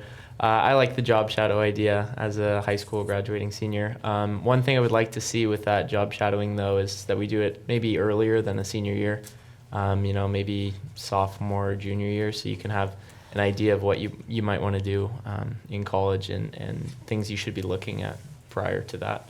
I feel that senior year might be a little bit late even to know what you want to do. So I have a question with the dual credits. Who is actually paying for that, for Pasco students in Chihuahua? Is it the school district or are the students paying that out of pocket? Deputy Superintendent can kind of walk. So currently, we have a grant through the state, and they offered that, and we applied, and we were awarded that grant that's paying for those credits. We, as a district, set aside some money for the testing that's required, so we're contributing some to that. The majority of the credits are coming through that grant. Now, that grant is not being offered next year, so we're hoping the state will come up with some alternative, because those credits are expensive, the more students that are able to earn it, and we want our students to have that opportunity. So the grant is only available right now for this year? Currently. I go to Delta. I'm a Pasco School District student. Why aren't we getting our credits paid for? Because I had to pay out of pocket. We can work with Ms. Rodriguez on that. Okay. Well, okay. Thank you. Just wondering. That's a great question. I've got a question on these increased STEM courses. You said right now there's some STEM courses being offered at Chihuahua High School? Yes, there's 3 cohorts that are currently in place. They started, I believe, 3 years ago, and each year they've added a new cohort of students. And so it's 9th, 10th, and 11th with a total of about 253 students that are currently in this track. Are these, is this an all-day program, or is it certain periods of the day they're taking STEM-related courses? It's certain periods of the day. It's across certain disciplines. I want to, and Megan is the expert in there too. So, three periods. English, math, and science. Yes. But with freshmen, it's English, robotics, and science. Okay. Same cohort, approximately 90 kids, 3 teachers, so approximately 30 students per class. Do they apply for that? Is that, how's that? So when they signed up in 8th grade, we at the 8th grade, typically the 8th grade information, Mhm. incoming 8th grade parent night, and then when we go to middle schools, we explain about the program, and they have to essentially apply and kind of commit to a semester minimum. Okay. And this is something, is there more slots available than students? Is there a big demand for this? I'm just curious to know what. Big could be the operative term, but yeah, typically, I think we staff for approximately 3 sections per grade level, and that's about what we got. I don't think we turned many or anyone away. So if we had significantly more this year, I think we would try to staff to accommodate that. But we've been pleased that we've had about that many apply. We've been able to meet that demand each year. With English, sorry. I was just going to say, one of the things we heard at this at these community forums is that there's some kids that are really enjoying the program, and there's concern that they're going to go to middle school and that program is not available to them, and then so we've got a little gap there. I know we're not talking about middle school, but then they get into high school, and so hopefully we can continue that. Right. But with a lot of these STEM elementary schools now, and the way they're learning, hopefully we can make some good transitions in and develop that program. I know it's not for everybody, but for those who are learning that way, it would certainly be helpful. Is there a plan? There's definitely, that's one of our goals, is to look at what programs we currently offer that are very successful and exciting, and make sure that they're coherent and cohesive K-12, so kids can really build on their year-to-year experience here. Thank you. One more question, just to clarify, that STEM high school program, is that just at Chihuahua, or is that at Pasco and Chihuahua? And then the same for the advanced Spanish language bilingual classes, are those at both schools or one school? And do we have the idea or goal to make it at both, or do we want to have specialized programs at each school as a draw for Yes. students? And I'm Exactly. not saying either one is right or wrong, but. I would say that the STEM track is really kind of being developed more at Chihuahua High School. At Pasco High, they've had a focus on biotech and nanotech this year. So we're really watching to see what different programs are being offered and what kids like, and going from there. And you're asking a good question. This is one of the things we want to come back to that work group, is how do we provide access to these really quality programs and keep them going at both places. And we don't necessarily want to have the cookie cutter program, but we do want to make sure that we're providing equitable access to science, technology, and math at both locations. I really like the idea of trying something out at Chihuahua and trying something different out at Pasco, because I think sometimes we think, oh, this is a great idea, let's apply it across the district, isn't the best way to do it. Let's see what's successful at those different schools, and then apply them across the district if it is successful. So I do like that idea. My previous question, though, was about the was it science, mathematics, science, robotics, and English are the three? Yeah, those are the 3 cohort content areas for the STEM program. So if Ninth grade is robotics, science, and English. 10th and 11th grade are English, science, and math. Okay, so so you could lose a year of math with the robotics, or do you get Algebra 2 credit for it? So all of the students in the 9th grade cohort also take math. A lot of them might even take advanced math. It's just not the same cohort group of 3 teachers. if that makes sense. So the students have math, they're just not in that same cohort. So the robotics doesn't replace the math, it's just another class that goes along with that cohort. Right, it's essentially another elective, I guess you could say, and we may even be able to give math credit in some instances, but they all, every ninth grader has math, just not with that same group of 90 students. Okay, If that great. makes sense, the Thank same group of 3 teachers. All right, I had a question, and I haven't researched this a lot, but one of my friends is a principal in another city, and last summer, I think it was, he was talking about this 24 credit requirement that, you know, if you offer 6 credits over 4 years, the kids are gonna have access to 24 credits. And something he was looking into, and I haven't followed up with him, was if you move to trimesters instead of semesters, have you heard of this? Because of the hour requirements, you know, 0.5 on a semester plus 0.5 equals 1. Well, trimesters, 1/3 plus 1/3 plus 1/3 doesn't equal 1. It equals something more than 1. Have we looked into that? Yes, and one of our work groups will definitely be the master scheduling group, where we hope to bring the brightest and best, the people that have that scheduling gene together. There's so many variations on how to develop a master schedule that they'll be spending some quality time looking at what the models are. We've got Delta that's on a trimester. We've got 4 to 5 different high schools. So the question is, have we looked into how many more credits are available if you offer trimesters versus semesters? And some, do we have an idea on whether that might be worth following up on? I'm sure they'll be looking at that, because that is one of the main master schedule configurations that other high schools of our size have done across the state.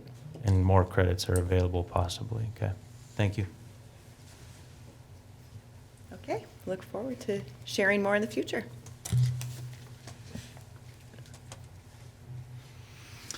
All right, Ms. Whitney will introduce our next speaker. I would like to invite Mrs. Carla Lobos to the podium to give us a curriculum update. I want to, are there any curriculum committee members in the audience? Ms. Brenda Wilson, we want to thank and acknowledge her. We had a phenomenal turnout. Ms. Lobos will reference it in her PowerPoint, but for a Saturday training, moving the process forward, of which Ms. Jennifer Collins also attended. Are there other attendees that were here for the IMET training on Saturday? This group has really done a phenomenal job, and they're taking this work very seriously, and I stand in just humble admiration of the amount of work and effort that has gone on behalf of this review process, and I want to also acknowledge Carla and Suzanne's leadership. So with that, Ms. Lobos. Thank you. Good evening. Board President Lehrman, Deputy Superintendent Whitney. I apologize, I do have a cold. We do share things around my house, and apparently I've been sharing this cold with my daughter, so I apologize. I might have to stop periodically and take a drink of water. I did ask Suzanne to step in if at any point I'm gasping for air, so just to let you know.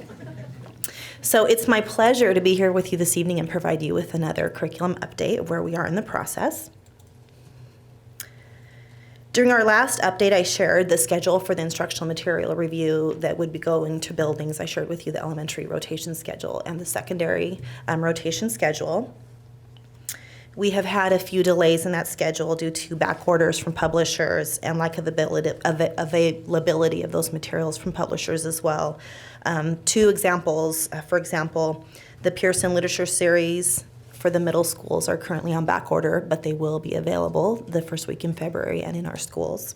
Another example is that Everyday Math, the publisher sent the wrong samples, but in their efforts to correct that, what they've done, because we were providing the math materials to half of the elementaries, and then they were going to rotate midway through. So what the publishers did do, they were very apologetic for their mistake, but so what they're doing now to compensate for that is that they will be sending those Everyday Math material to all of our elementary sites. So that will not limit the amount of time that the elementary sites would have those materials. They'll have sufficient time to review those in their buildings. They won't need to exchange those. So those are some concessions that we've made in the process. The last time I presented, I believe we didn't have a final list of the last 3 materials for both elementary and secondary that were selected by the committee to move forward in this process. And so I'm going to update you, and these are the materials that have been delivered to buildings. So for the elementary, English language arts and math, these are the top 3 math that are being delivered and the top 3 for English language arts. Something important to note is that for the elementary math, excuse me,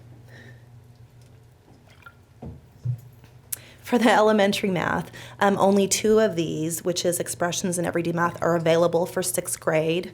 So if Bridges in mathematics is selected, then we will go with whatever the secondary recommendation is for math for the 6th grade teachers.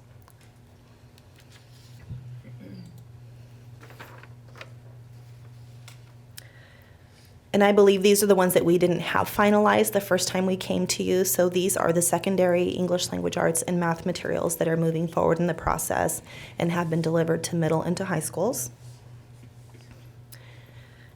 We've received many questions and emails, both Suzanne and I and Megan and Leanne from staff regarding costs and the various components that come with each program and what will be available to them.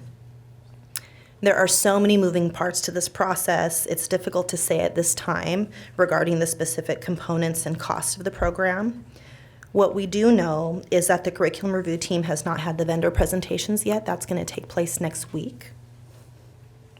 At that time, we're going to have a better idea of what components are core and which ones are additional to the process. Some other things that happen, and this is something that we found out in conversations with other districts, is through that process, depending on how many materials we purchase, there is some negotiating that happens with publishing companies where they throw things in for free. I don't know if it's really free if you're paying for it, but they throw things in at a lesser cost. But what we are doing, excuse me, and what our responses have been to staff is to review the materials that they have and give us feedback. So if it's something that they feel is valuable, let us know. It's something that we'll share with the committee, and it's something that they'll consider through the process. Other considerations regarding cost include, for example, in mathematics, several of the vendors offer student booklets that are consumable every year. Excuse me. And another option would be for Blackline Masters, where we would print those in-house. So we would have to do some estimates around what would the yearly fee be for consumable student books every year and purchasing those, or is it worth offsetting that by printing those in-house, and what would those costs be associated with printing cost and personnel and those things. So those are things that we would then need to look at based on whatever the recommendations are from the committee in terms of the materials that they would like.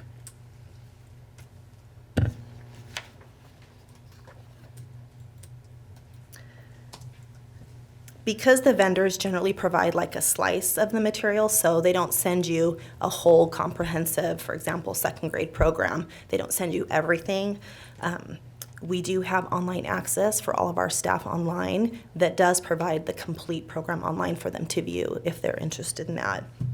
And we do know that many staff members are accessing the materials online, and you can access those from home as well.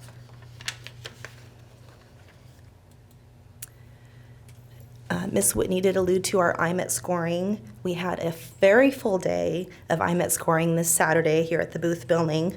The IMET training and subsequent IMET scoring will be key in the selection of our instructional materials. The IMET, or Instructional Material Evaluation Tool, helps steer our focus and assure we're weighing the important factors.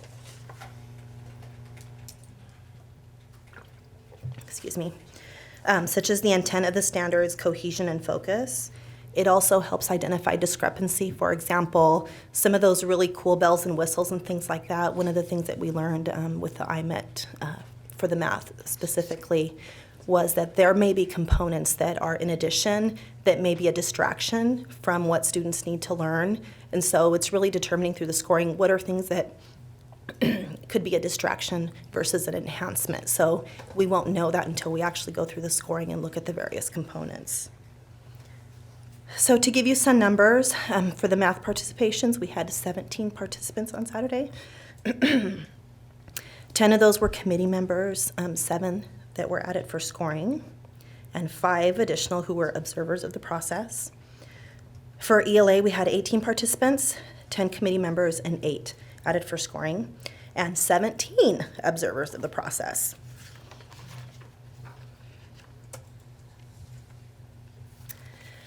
So next steps, both ELA and math committees will meet at McClintock next week, February 3rd, for the vendor presentations, and then the scoring of the materials will take place. After that, the following week, once the scoring is all completed, and we've reserved a lot of dates to do that, we have a lot of materials to go through. We'll take all of the information from the IMET scoring, excuse me, the parent survey, input from staff, and make our final recommendations to the IMC. So you don't have to feel sorry for me. If you do have questions, I will do my best to answer them. With my voice, and Suzanne is here also to answer any questions you might have.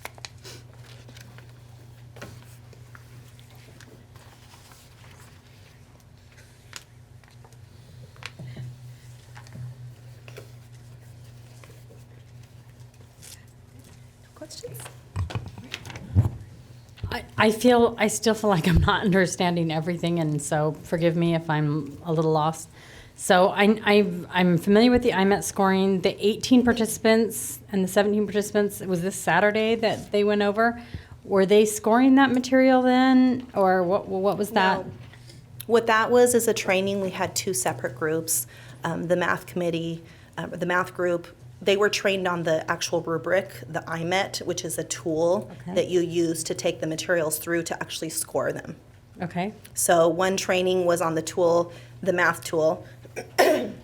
There's two separate tools, a K-8 tool, IMET rubric, and a high school tool. And the English Language Arts has a separate tool as well. And these other schools have already put this stuff through this IMET scoring, right? We have scores from other schools on this curriculum? We don't have scores from other schools. What is available is other states have done, around the nation have done reviews.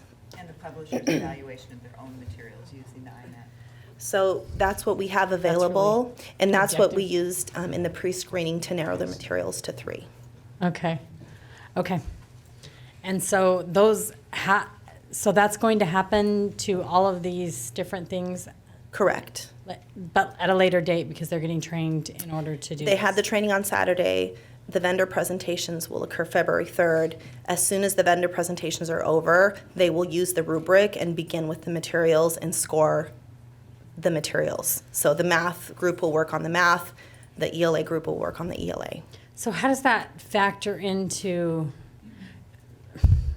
Yeah, I'm still a little confused on how this tool works.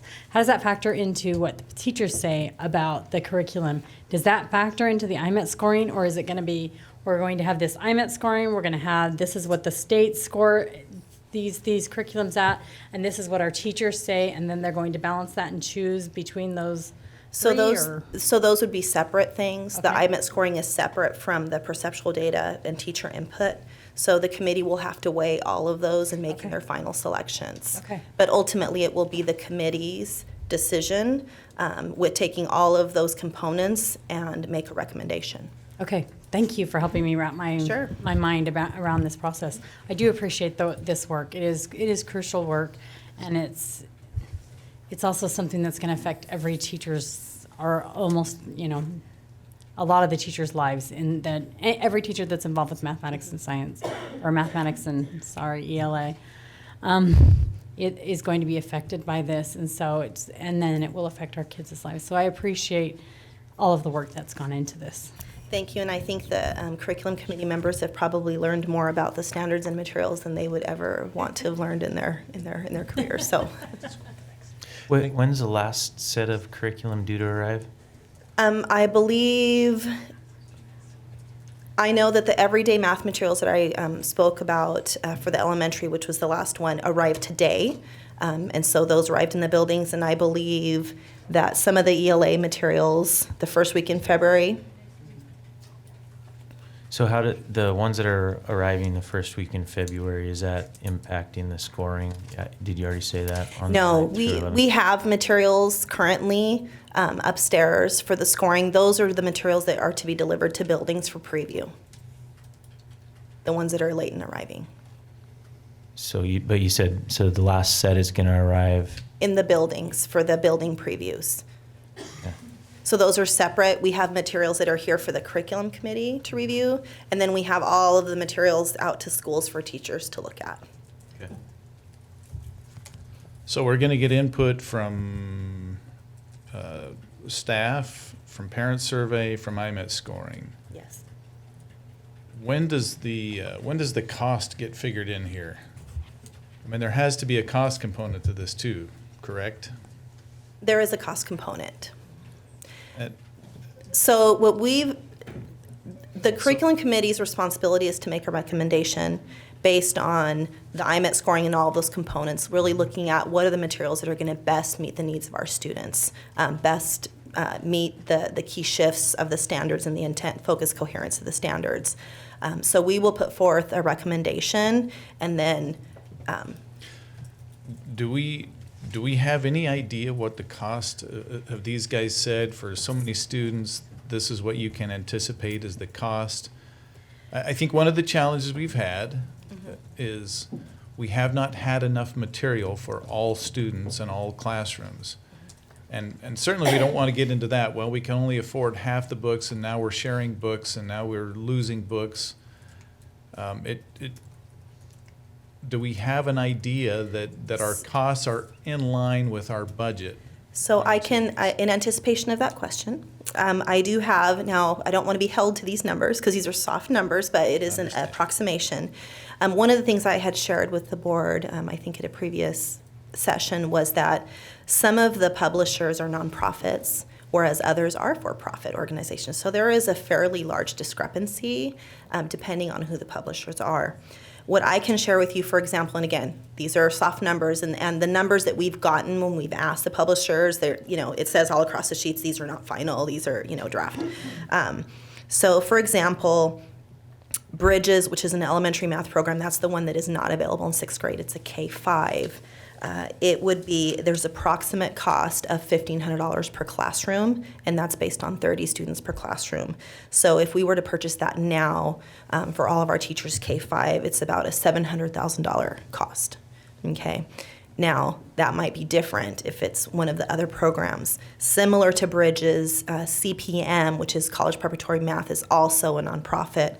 Their costs are very comparable to Bridges. In secondary, for both ELA and for math, one of the things that you'll see is you don't necessarily purchase a textbook for every student. And it isn't because of the cost of the textbook, it's because of the weight of the textbook. So you provide a textbook for students that need it, but you also purchase online access for the students that have online access at home. So there is some cost savings there, just depending, you pay for one thing and not the other. You get so many licenses, so you give students kind of that option. Elementary reading programs are probably the most expensive. What we did get is Suzanne did contact Quincy, and kind of based on their latest purchase, which was Wonders, which is one of our 3 final recommendations. And again, this is based on, so just for a basic, without, reading programs come with like intervention things. So if you're looking at just the core program, it's about a $210 per pupil cost, which would put us at about a $2 million for a K-6. And again, those, don't hold me to those numbers, but those are kind of some rough numbers. Now that can increase from what we found from districts with the Wonders, that they've gone from a $210 per student cost to a 330 student cost, which would take you K-6 up to 3.2 million. So it just kind of varies. So I think it's important when we do our scoring and our evaluation that we understand that this program, whether it's 210 or 330, this is what you're getting for these prices, because 210 versus 330, that's a 50% increase, and so now we're at 2 million, or now we're at 3 million versus 2 million. My understanding is that they purchased a lot of the intervention materials, and we have a lot of intervention programs currently in place, the elementaries like LLI, Reading Recovery. So again, those are just soft numbers based on needs of other school districts, but so that just kind of gives you a ballpark of what those costs might look like. Right. I'm just saying that when part of the evaluation needs to consider that, okay, this much of what we're evaluating is approximately this much in cost. And I know that this is not something that we can it's kind of like going to the doctor. You just wait for the bill and you hope it's not too much, right? But I do think we have to be a little bit judicious in how we approach this. Sure, and one of the things that maybe is different that we've learned in working with the IMET presenters that we had that came and trained our staff were absolutely excellent presenters. I can tell you that the math IMET trainer that came sits on and actually did scoring for Ed Reports, which is a nationally published, and different states around the nation are using their reports to make recommendations on instructional materials.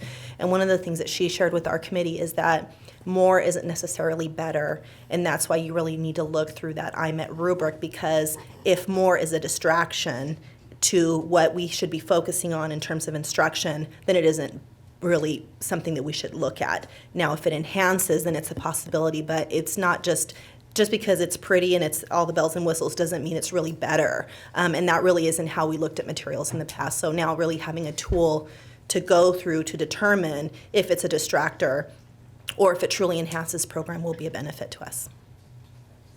Thank you. In this IMET scoring, you have 18 participants, and you said that there were some that were just observers and some that were actually on the committee. What was the purpose of the observers?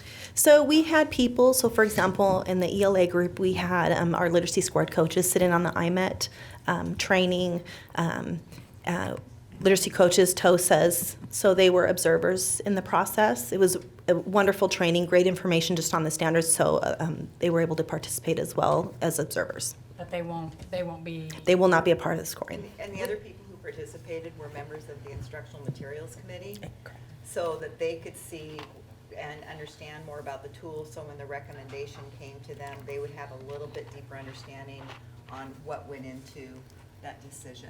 So I might still be confused, and I'm sorry if I'm missing something, but who's doing the IMET scoring? Are the committee members doing the IMET scoring? Yes, the committee members, and we also have an agreement with PAE to add additional folks that aren't really part of the committee, but will help in the scoring. So there will be additional people, perhaps some of those observers that will. No. Oh. We have committee members and additional scoring participants who will all be a part of the scoring.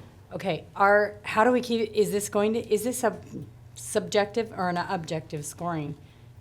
Very objective. Is it very You have to- objective? Yeah, it's very evidence-based. Brenda could speak to it. On every metric, you have to go through and make the case for where it is in the text and how well it's aligned to the research. So it's really pushing the case that we need to find the best program possible best program so the teachers have to do the least amount of work in finding quality materials. Okay, thanks. It isn't so much, in the past, when we looked at instructional curriculum materials, it was looking at alignment. So is it teaching all the standards? That really isn't the case now, while certainly that's important. It's really about, and the IMET really speaks to, does it address the key shifts in the standards, the intent of the standards? So you're looking at the rigor of the standards. So it's much deeper than maybe what we've done in the past. Thank you. I just have one request. It's more of like an IT web issue. Finding the curriculum information is really difficult on the website. At least it has been for me at both times I've tried. I did end up finding it, and it's great information, but I'm wondering if we can make that a little bit more easily accessible to the community, possibly on one of the banners or something where there's a link, because it's quite hard to get to. And I think at this time where it's like this is like the real climax, peak time, it'd be good for people to be able to know what's going on and be able to access that easily to review what's happening. I think we can certainly do that. All right. Thank you, Ms. Lobos. Thank you, you. Ms. Hall. Appreciate the update. We have no action items tonight. We have the consent agenda review next. So we have personnel, warrant approval, second reading of board policy 2190, academic acceleration, overnight student travel, Chihuahua High School Latino Educational Achievement Program Conference, and legislative day in 2016 in Tacoma and Olympia, Washington. Overnight student travel, New Horizons High School, Future Farmers of America to the 212-360 leadership training in Randall, Washington. Overnight student travel, Pasco High Distributive Education Clubs of America, or DECA, to the DECA State Career Development Conference in Bellevue, Washington. Overnight student travel, Pasco High School, every 15 minutes shift into safety program preparation, and Benton County Morgue field trip in Pasco, Washington. Overnight student travel, Pasco High School FFA to the 212-360 leadership training in Randall, Washington. Overnight student travel for the Pasco High School Latino Educational Achievement Program Conference and Legislative Day in 2016 in Tacoma and Olympia, Washington. Overnight student travel of Pasco High School Speech and Debate Club to a competition in Spokane, Washington. Overnight student travel for the Chiawana High School cheer team to attend state cheer championships competition at the University of Washington in Seattle, Washington. Overnight student travel for the student board representatives to attend the WASDA Legislative Conference in Olympia, Washington. So I'll open it up for a motion.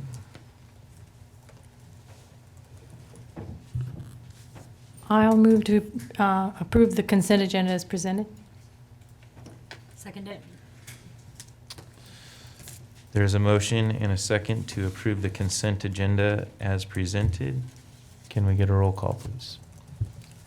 Mr. Christensen? Yes. Dr. Richardson? Yes. Ms. Lantern? Yes. Mr. Lehrman? Yes. Mrs. Phillips? Yes.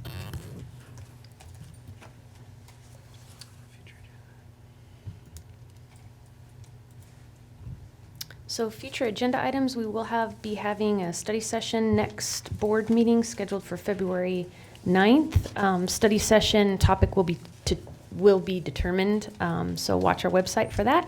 And we're also expecting Mark Garrett to do a 2016 assessment update. So we'll be looking forward to that. Mr. Garrett?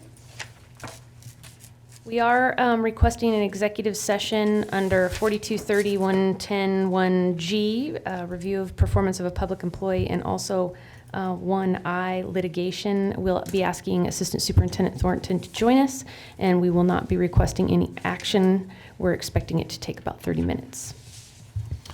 All right, with that, we'll recess into executive session. Thank you for attending and have a good evening.